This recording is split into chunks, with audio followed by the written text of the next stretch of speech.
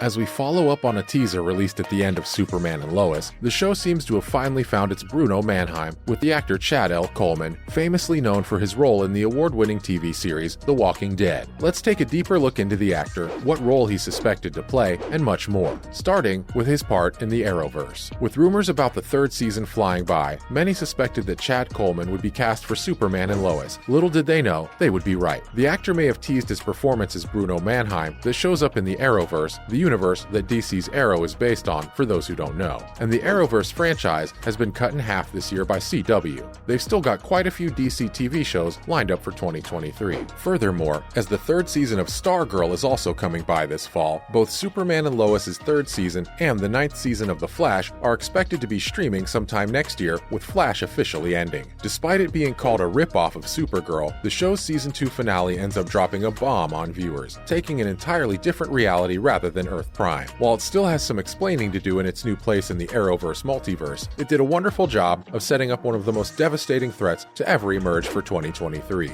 A brief but extremely important cameo comes from David Ramsey's John Diggle, who comes about to tell John Henry Irons about how he tricks the person who murders his doppelganger. Not just that, in the first season of Superman and Lois, it establishes that this world's Irons had died back in 2015 under suspicious circumstances. But in the finale we get to see this year confirms that his killer is the one and only Bruno Mannheim, the leader of Intergang, who's currently in the works to be set up as the show's newest villain. Coming up, confirmation on Chad's casting. At this year's DragonCon, Ramsey further reveals that former actor for The Walking Dead, Chad Coleman, is set to take part in the show's third season as one of the biggest villains in TV show history, though he refuses to reveal the character's name. However, following the star from Arrow's comments, Coleman himself confirms the news on his Instagram page, saying that he's not just appearing on the show, but is playing the infamous Bruno Mannheim. It still isn't really clear if the actor would regularly appear on the show, or is instead just starring as a guest with little actual screen time, as both CW and Warner Brothers TV have still not put that information out. Though this is still good news, as his confirmation as Bruno might have been a tease at first, now has fans excited for the possibility of the Arrowverse finally being introduced on screen. From the comics, we know that Bruno's Intergang organization has significant ties with both Apocalypse and Darkseid, though while the actor himself shares a picture of Darkseid fan art alongside himself to announce him cutting it, there's still no official confirmation about one of the Justice League's biggest villains will show up in Season 3.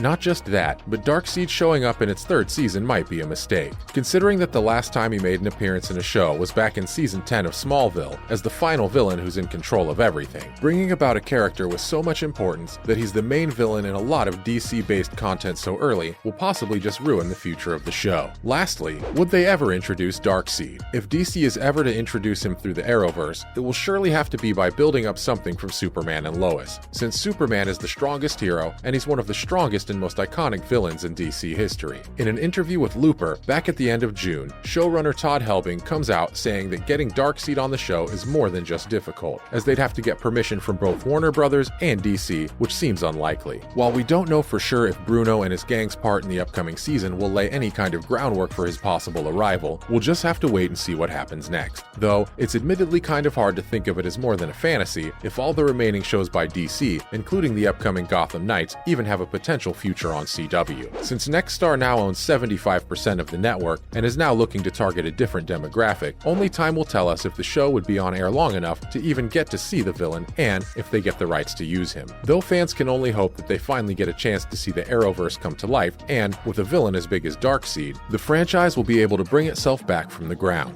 But if they keep their track record in mind, they're going to have to try really hard to under no circumstances mess up this once-in-a-lifetime opportunity. All we can really do is wait and see. Other news, coming up, DC's Flash star Ezra Miller's mental health. With the 29-year-old's condition getting worse during the pandemic, one of his very close sources comes out to talk about how the actor randomly started talking about Facebook's metaverse and some medicine, especially saying that there's some kind of messiah or savior, going into deep detail about their job there. Moreover, the same source adds on top of this that the actor's farm in Vermont for Fantastic Beasts has a whole altar surrounded by sage, bullets, and action figures of the Flash, Miller often mixed up himself with his alter ego, saying that he was like Jesus himself since he brought the multiverse together. Not just that, but Warner Brothers executives are being made to decide his future with the studio based on an endless amount of controversies surrounding him. Along with DC's sudden cancellation of Batgirl, their speedy hero rushes to send out his apology to the studio's execs and assures them that he's going to go to rehab. Miller then gives out an apology statement acknowledging him going through a rough time full of intense crisis and how he understands that he's actually suffering from very complex mental health issues and is even starting treatment in a psych ward. He further wants to apologize to all the people who are worried about him and are offended by his behavior in the past, and is fully committed to putting in the work required to get back on track for a healthy, safe, and productive life. Moreover, DC reveals Alfred Pennyworth's unexpected hobby. In the upcoming 30th anniversary of Harley Quinn, its special #1 confirms a very weird skill from the Bat family's butler. Alfred Pennyworth is great at taxidermy. This comes forward with a release of Harley Quinn's story called Uncommon Bonds on her 30th anniversary special #1, confirming this skill of his and addressing in detail many of the other skills he has other than being a butler. Some of the many stories from the series shows Harley meeting him once again, and this time surprising him at Wayne Manor. It's set before the character's death in Quinn and the Birds of Prey #3, where he's seen fixing up her stuffed beaver, making him as good as new. Finally, Keanu Reeves in a DC movie. Fans of the Constantine movie can finally rejoice. Reports from Deadline show that Reeves is officially set to make a return as John Constantine in a continuation of DC and Warner Brothers' 2005 blockbuster. While the movie itself didn't pop off at its release, it's since then become a classic. After almost 2 decades, the star gets to work again with the writer Akiva Goldsman and director Francis Lawrence, who made his debut in the first film and ended up directing the Hunger Games films, as they continue their interpretation of DC's badass demonologist and exorcist. Goldsman also intends to produce the film through his studio Weed Road Pictures alongside J.J. Abrams and Hannah Minghella from Bad Robot, which could mean that the movie would replace the TV series adaptation by HBO Max that was announced back in 2021, before all the drama. It's quite interesting to see this take by DC Films, since we're visiting an old franchise again. Could Reeves possibly be interacting with a lot of the new heroes and villains from the DC cinematic universe? Fans of Constantine had long since given up hope about this ever happening, and if it ever did, then it would probably have an entirely new cast and probably would end up being nowhere near as good. Though, there's no word on whether other members of the original cast are making a return. What we know for sure is that Reeves, Rachel Weisz, and Tilda Swinton will return. That's a wrap for this video. What do you think about Chad's casting? Let us know in the comments below. Make sure to give this video a thumbs up and subscribe to our channel for more videos like this. See you in the next one.